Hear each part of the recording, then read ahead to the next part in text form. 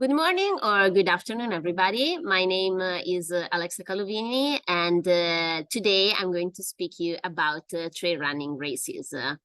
But let me first introduce myself. I am a researcher in sport and movement sciences, specialized in extreme environments exercise physiology, which means that I've performed some studies at simulated high altitudes or within extreme environmental ambient temperatures.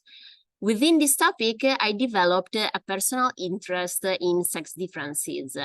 And from a practical point of view, I hope my research will help in developing individualized strategies to better face the challenges of exercising or performing in these particular conditions. One of the sport disciplines I am mostly interested in is trail running, which can be described as a running off-road race generally performed on mountain single tracks and at relative high altitudes. Conventional on-road running events, such as, for example, the marathon, have been widely studied, and a classic model to describe this kind of races has been developed. These models is characterized by three main predictors. One is VO2 max, which is maximal aerobic power and can be described as the highest amount of oxygen that a subject can use during at its maximal exercise intensities. Then there is the second predictor is the fraction of VO2 max that this subject can sustain during a specific race. And the third one is running economy. As you probably can understand, the better these three predictors are, the best will be road running performance. However, let me show you this video where you can see that trail running competitions differ a lot from these races. In fact, as you can see here, subjects have to go up and down from really particular and technical paths. And for this reason, the classical model has been questioned in predicting trail running races.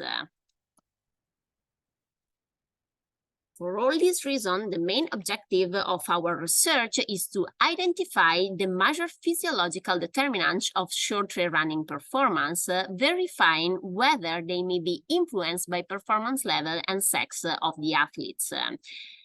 We asked 42 subjects to come and perform a maximal incremental test to exhaustion, an upper and lower limb strength test, and also anthropometric and uphill and flat running economy evaluation.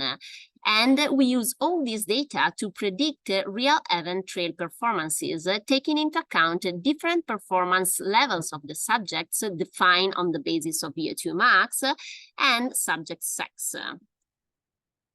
What we have found is that for lower performance level groups, which means for subjects that have a VO2 max lower than 60 milliliter per kilos, the classic physiological model of endurance running allows a successful prediction also of trail running performances. And there are no sex differences when considering this group of subjects.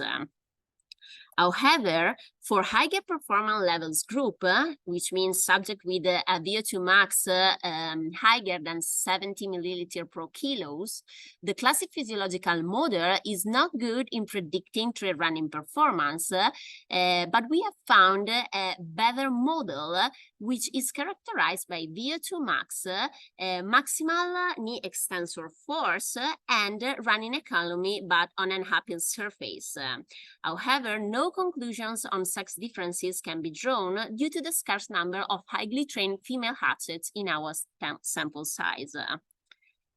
Finally, we can say that as subject performance level increases, trail determinants become more specific to the considered discipline.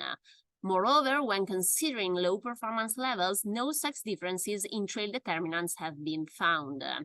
So why should my research make the difference for the community? Because as this author said, knowing the factors that determine performance in trail running races could be useful to create specific training programs and create new athletes and new champions. I thank you for your attention.